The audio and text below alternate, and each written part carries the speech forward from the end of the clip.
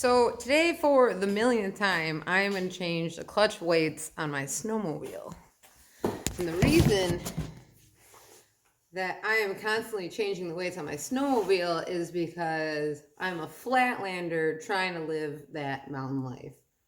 So the reason I have to change my weights so much is because it seems like I'm in a different area every single weekend.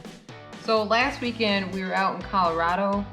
This weekend I'm gonna go ride in the Keweenaw, and in a couple weeks I'm gonna go head out to Togety, Wyoming. So that's why I have to constantly change my weights.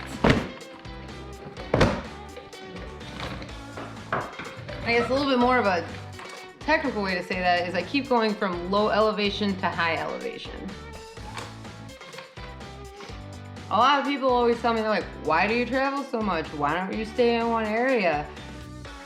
But you gotta go where the snow is good. And honestly, like, if you've ever ridden in the backcountry, you understand how addicting this sport can be. So right now, what I'm doing is I have my high elevation weights in right now, and I'm actually gonna swap them out for my low elevation weights.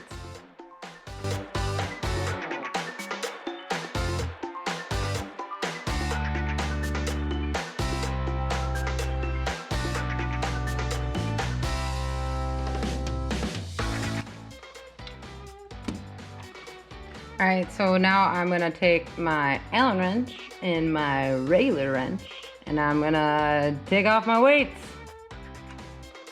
So let's talk about why we change our weights when we go from low elevation to high elevation, or vice versa.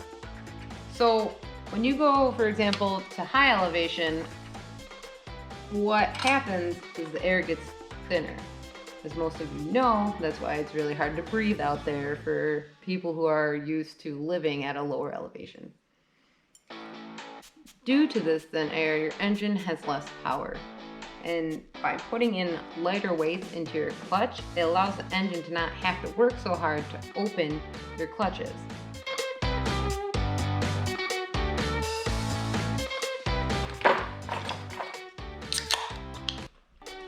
So let's talk about these style of weights. These weights are not stock. These are adjustable weights that I purchased from MDS. And the cool thing about these is that you can change them from low elevation to high elevation just by changing your nuts and washers, which changes the weight of the weight. So later I'm actually going to adjust these, and I'll show you what I'm gonna do. I actually have to change the washers and actually put a plate on the end of this to thicken the end of it, kind of increasing the end at kind of increasing the weight at the actual tip of the clutch weight. Just so happens I have a stock weight here. So stock weights are not adjustable. You kind of just buy one set at that certain weight. And usually a lot of people have 2 or 3 different sets of weights. Having the adjustable weights allows you only to have one set of weights, which is kind of cool. There's a chart that actually tells you which weight you need to use for certain elevation for your clutch setup from the supplier. Talking so much, I'm not getting any work done.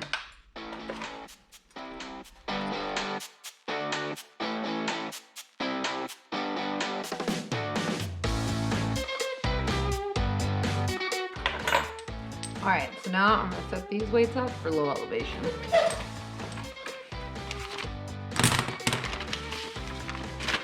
So I actually have a handy dandy little chart that tells me what washers and bolts to change on my weights.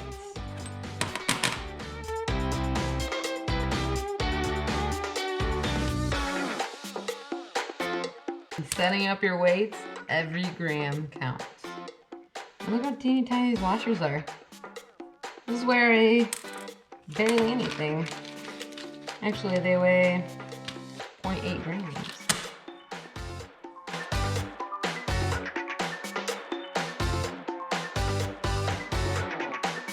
Alright, so these are those plates I was talking about. These are actually going to go on the end of the weight to add more weight to the tip.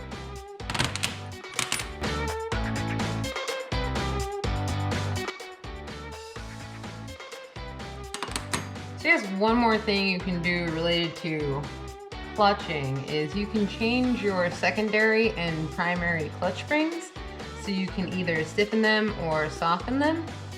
And actually I put some stiffer springs in my sled, so if I were to look up a stock sled weight to elevation chart, the weight that they would recommend for my sled would actually be incorrect because I no longer have stock springs.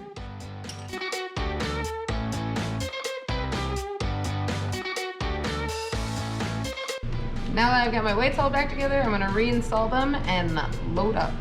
Thanks everybody for watching, and see you next time.